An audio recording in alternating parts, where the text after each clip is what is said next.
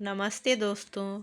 आज हम पढ़ेंगे क्लास 8 का हिंदी का संक्षिप्त बुद्ध चरित्र बुक्स का अध्याय 5 महापरिनिर्वाण।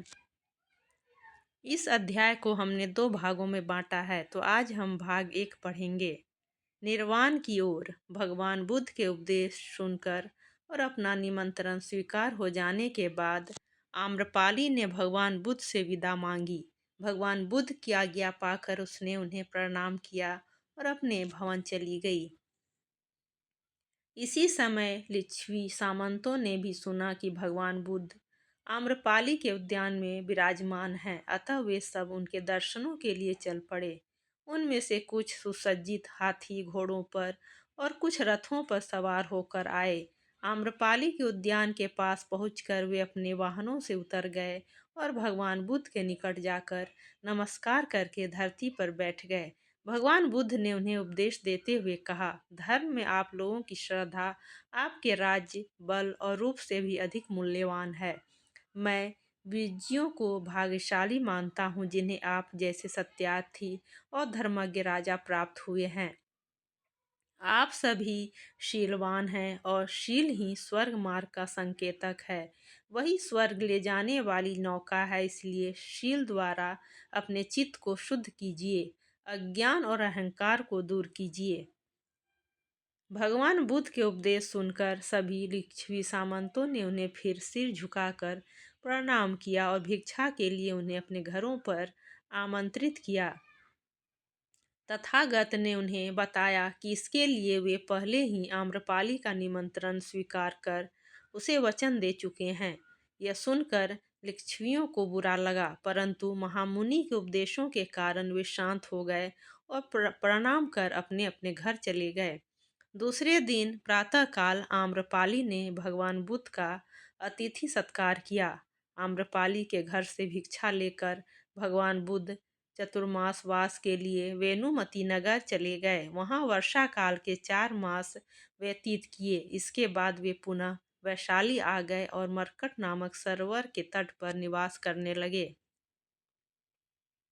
जब महामुनि मरकट सरोवर के तट पर एक वृक्ष के नीचे बैठे थे, तभी उनके पास मार आया और सिर झुकाकर कहने लगा, हे मुनि, निरंजना नदी के तट पर जब आपने बुद्धत्व प्राप्त किया था, तो मैंने आपसे कहा था कि आप कृतकृत्य हो गए हैं, आप निर्वाण प्राप्त कीजिए। उस समय आपने कहा था, जब तक मैं पीड़ित और पापियों का उद्धार नहीं कर लेता, तब तक मैं अपने निर्वाण की कामना नहीं करूँगा। अब आप बहुतों को मुक्त कर चुके हैं, बहुत से मुक्ति के मार्ग पर हैं, वे सभी निर्वाण प्राप्त करेंगे, अतः अब आप भी निर्वाण प्राप्त कीजिए। मार की विनती सुनकर भगवान बुद्ध ने कहा, मैं अपनी प्रतिज्ञा पूरी कर चुका हूँ, तुम चिंता मत करो, मैं आज से तीसरे मास निर्वाण प्राप्त करूँगा। भगवान बुद्ध के ये वचन सुनकर मार बहुत प्रसन्न हुआ और मुनि को प्रणाम कर वहां से चला गया। मार के चले जाने के बाद भगवान बुद्ध अपने आसन पर बैठकर अपनी प्राणवायु को चित्त में ले गए और चित्त को प्राणों से जोड़कर योग साधना द्वारा समाधि प्राप्त की। जैसे ही उन्होंने प्राणों का निरोध किया, आकाश में चारों ओर से उल्कापात होने लगा, धरती कांपने लगी, चारों ओर बिजली चमकने लगी और वज्र गर्जना होने लगी। सर्वत्र प्रलयकालीन हलचल मच गई। इस प्रकार मर्त्यलोक, दिव्यलोक और आकाश में हुई हलचल की घड़ी में महामुनि ने गंभीर समाधि से निकलकर कहा, आयु से मुक्त मेरा शरीर अब जर्जर हो गया है। वह उस रथ के समान है जिसका धुरा टूट गया हो। मैं इसे अब अपने योग बल से ढो रहा हूँ, परंतु जैसे अंडा फोड़कर पक्षी बाहर आ जाता है, वैसे ही मैं भी अब बाहर आ गया हूँ। लिच्छवियों पर अनुग्रह। इस प्रकार की हलचल देखकर आनंद कांपने लगा और चक्कर खाकर वैसे ही गिर पड़ा जैसे जड़ के कट जाने पर वृक्ष धरती पर गिर पड़ता है। थोड़ी देर बाद कुछ संभल कर वो खड़ा हुआ और सर्वज्ञ भगवान बुद्ध से इसका कारण पूछने लगा। उन्होंने बताया कि मेरा भूलोक में निवास का समय अब पूरा हो चुका है, इसलिए सर्वत्र हलचल है। अब मैं केवल 3 मास और इस पृथ्वी पर रहूंगा, फिर चिरंतन निर्वाण प्राप्त कर लूंगा। यह सुनकर आनंद को बड़ा आघात लगा। उसकी आंखों से आंसू बहने लगे। तथागत ही उसके गुरु थे, स्वजन थे और सर्वस्व थे। वह अत्यंत दुखी होकर रोने लगा। विलाप करते हुए आनंद ने कहा, आपके निश्चित प्रस्थान की बात सुनकर मेरा मन दुखी हो गया है। शरीर संतप्त हो रहा है और ऐसा लग रहा है जैसे आपसे सुना हुआ धर्म लुप्त होता जा रहा है।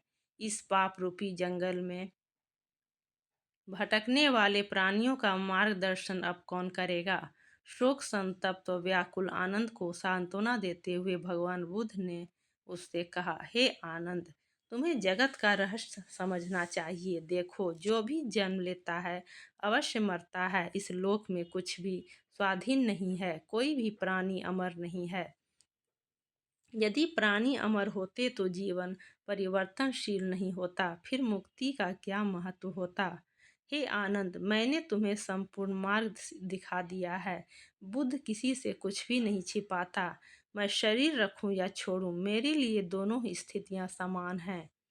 हाँ, मेरे जाने के बाद भी मेरे द्वारा जलाया गया यह धर्म का दीपक सदा जलता रहेगा। तुम उसी दीपक के प्रकाश में निर्वृत होकर अपने लक्ष्य को प्राप्त करो। मेरे जाने के बाद भी जो लोग इस धर्म के मार्ग में स्थिर रहेंगे वे निश्चित ही निर्वाण प्राप्त करेंगे। जब भगवान बुद्ध आनंद को समझा रहे थे तभी उनके निर्वाण का समाचार सुनकर सभी लिच्छवी दौड़ते हुए वहां आ गए और भगवान को प्रणाम कर एक ओर खड़े हो गए। तब भगवान बुद्ध ने लिच्छवियों से कहा, मैं आप सबके मन की बात जानता हूँ। आप भी अन्य लोगों की भांति शोक संतप्त होकर वहां आए हैं, परंतु मैं आपसे कहना चाहता हूँ कि यदि आप लोगों ने मेरे उपदेशों को ध्यान से सुना है और ज्ञान प्राप्त किया है तो आपको मेरे जाने के कारण शोक नहीं करना चाहिए। भगवान बुद्ध ने उन्हें आगे समझाया, देखो, इस परिवर्तनशील संसार में शरीर काल का भोजन है, जीवन क्षणभंगुर है। इस जगत में सदा रहने वाली कोई वस्तु नहीं है। पहले भी जो बुद्ध हुए हैं वे भी अपनी बुद्धि के प्रकाश से संसार को प्रकाशित कर तेज समाप्त होने वाले दीपक की तरह सदा के लिए बुझ गए। भविष्य में बुद्ध पैदा होंगे। वे भी लकड़ी के जल जाने के बाद अग्नि की तरह शांत हो जाएंगे। मुझे भी अब उसी मार्ग पर जाना है। भगवान बुद्ध ने अंत में कहा, इस रम्य नगरी में अभी भी कुछ अदीक्षित लोग रह रहे हैं, अतः मुझे चलना चाहिए। आप लोग किसी प्रकार का शोक न करें और मेरे बताए धर्म के मार्ग का अनुसरण करें। इस प्रकार लिच्छवियों पर अनुग्रह कर उन्हें उपदेश देकर भगवान बुद्ध उत्तर दिशा की ओर चल दिए। उनके पीछे पीछे सभी लिच्छवी भी रोते बिलखते चलने लगे। वह कह रहे थे, आहा, विशुद्ध स्वर्णिम आभा वाले गुरु की देह नष्ट हो जाएगी। क्या भगवान भी अनित्य हैं? विलाप करते हुए लिच्छवियों को भगवान बुद्ध ने पुनः समझाया और उन्हें अपने अपने घर जाने की आज्ञा दी। परंतु जैसे लहर हवा की विपरीत दिशा में नहीं चल पाती वैसे ही वे घर लौटने में अपने आप को असमर्थ पा रहे थे। जैसे ही भगवान बुद्ध वैशाली नगर को छोड़कर आगे बढ़े वह नगरी राहु द्वारा ग्रसित सूर्य के समान प्रभा शून्य हो गई। जैसे विद्या के बिना रूप, क्रिया के बिना ज्ञान, शक्ति के बिना बुद्धि और संस्कार के बिना शक्ति, सदाचार के बिना संपत्ति, श्रद्धा के बिना प्रेम, उद्योग के बिना लक्ष्मी, कर्म के बिना धर्म तथा वर्षा के बिना धान के खेत शोभाहीन लगते हैं, वैसे ही तथागत के बिना यह वैशाली शोभाहीन हो गई थी। उस दिन शोक के कारण वैशाली में किसी ने भोजन नहीं किया, न किसी ने जल ग्रहण किया। उधर तथागत ने नगर की सीमा पर आकर उसकी ओर मुंह करके कहा, है वैशाली, अपने जीवन के शेष भाग में अब मैं तुम्हें फिर नहीं देखूंगा, क्योंकि मैं अब निर्वाण के मार्ग पर जा रहा हूँ। उन्होंने अपने पीछे पीछे चले आ रहे सभी लोगों को समझाया, उन्हें अपने अपने घर लौट जाने के लिए कहा और स्वयं भोगवती नगरी की ओर चल पड़े।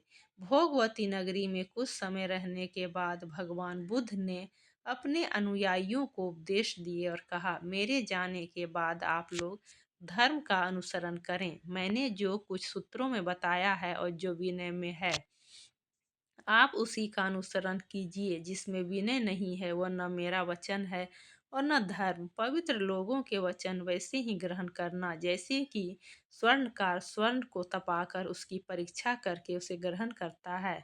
इसलिए शब्द को अर्थ के अनुसार ठीक ठीक सुनकर ही उसे ग्रहण करना चाहिए। जो शास्त्र को अनुचित रीति से ग्रहण करता है वह अपने को ही क्षति पहुंचाता है। तो जैसे तलवार को अनुचित रीति से ग्रहण करने वाला अपने को ही काट लेता है, इस प्रकार अपने शिष्यों को उपदेश देकर भगवान बुद्ध ने पापापुर के लिए प्रस्थान किया। पापापुर पहुंचने पर मल्लों ने उनका समारोह पूर्वक स्वागत किया। वहां उन्होंने अपने भक्त चुंद के घर अंतिम भोजन किया। अपनी शिष्य मंडली के साथ भोजन कर लेने के बाद उन्होंने चुंद को उपदेश दिए और फिर कुशीनगर के लिए प्रस्थान किया। भगवान बुद्ध ने चुंद के साथ इरावती नदी को पार किया और फिर नगर के एक सुंदर उपवन में एक सरोवर के तट पर कुछ समय विश्राम किया। तदुपरांत उन्होंने हिरण्यवती नदी में स्नान किया और शोकाकुल आनंद को आदेश दिया कि हे आनंद, इन दोनों शाल वृक्षों के बीच मेरे शयन के लिए स्थान तैयार करो। हे महाभाग, आज रात्रि के उत्तर भाग में तथागत निर्वाण प्राप्त करेंगे। भगवान बुद्ध के आदेश के अनुसार आनंद ने शयन के लिए स्थान तैयार किया और फिर हाथ जोड़कर निवेदन किया, भगवान शैया तैयार है। तब वह पुरुष सिंह चिर निद्रा के लिए शांत चित्त से शैया के निकट गए। वे हाथ का तकिया बनाकर एक पैर पर दूसरा पैर रखकर अपने शिष्यों की ओर उन्मुख होकर दाईं करवट लेट गए। उस समय सारी दिशाएं शांत हो गईं, सभी पक्षी निशब्द हो गए और सभी जीव जंतु मौन, मानो सारा संसार स्तब्ध हो गया हो। सूर्यास्त के समय जैसे पथिकों को घर जाने की शीघ्रता होती है, वैसे ही सभी उपस्थित शिष्यों को अंतिम लक्ष्य प्राप्त करने की शीघ्रता होने लगी। तब भगवान बुद्ध ने आनंद से कहा, हे आनंद, तुम मल्लों को मेरे प्रयाण की सूचना दे दो। वे भी निर्वाण देख लें, जिससे बाद में उन्हें पश्चाताप न हो। आदेशानुसार आनंद ने जाकर मल्लों को सूचित किया कि तथागत अब अंतिम शैया पर हैं। यह सुनकर सभी मल्ल अत्यंत व्याकुल होकर आंसू बहाते हुए निकल पड़े। वे शीघ्र ही महामुनि के पास आए और अपने आंसुओं से भगवान बुद्ध के चरणों को भिगोते हुए उनके सम्मुख मौन होकर खड़े हो गए। सभी मल्लों को व्याकुल देखकर भगवान बुद्ध ने कहा, आनंद के समय दुखी होना उचित नहीं है। यह दुर्लभ और काम लक्ष्य मुझे आज प्राप्त हो रहा है। मुझे आज वह सुखमय पुण्य प्राप्त हो रहा है जो पंचभूतों से मुक्त, जन्म से रहित, इंद्रियातीत, शांत और दिव्य रूप है, जिसके बाद किसी प्रकार का शोक नहीं होता। यह शोक का समय नहीं है, क्योंकि सभी दुखों का मूल मेरा भौतिक शरीर आज निवृत्त हो रहा है। भगवान बुद्ध के वचन सुनकर एक वृद्ध मल्ल ने कहा, सूजन के लिए हमें शोक नहीं करना चाहिए, फिर भी हमारा चित्त दुखी है, क्योंकि अब हमें आपके दर्शनों का सौभाग्य नहीं मिल पाएगा। जगत की हितैषी के जाने पर भला कौन शोक नहीं करेगा। सोचनीय तो वे हैं जिन्होंने मुनि के दर्शन करके भी सुमार्ग का अनुसरण नहीं किया, सोने की खान में रहकर भी जो दरिद्र ही रह रहा। वृद्ध मल्ल के वचन सुनकर भगवान बुद्ध ने कहा, सच तो यह है कि मात्र मेरे दर्शनों से निर्वाण नहीं मिल सकता। जो मेरे धर्म को ठीक से समझता है वो मेरे दर्शन के बिना भी दुखों के जाल से मुक्त हो जाता है।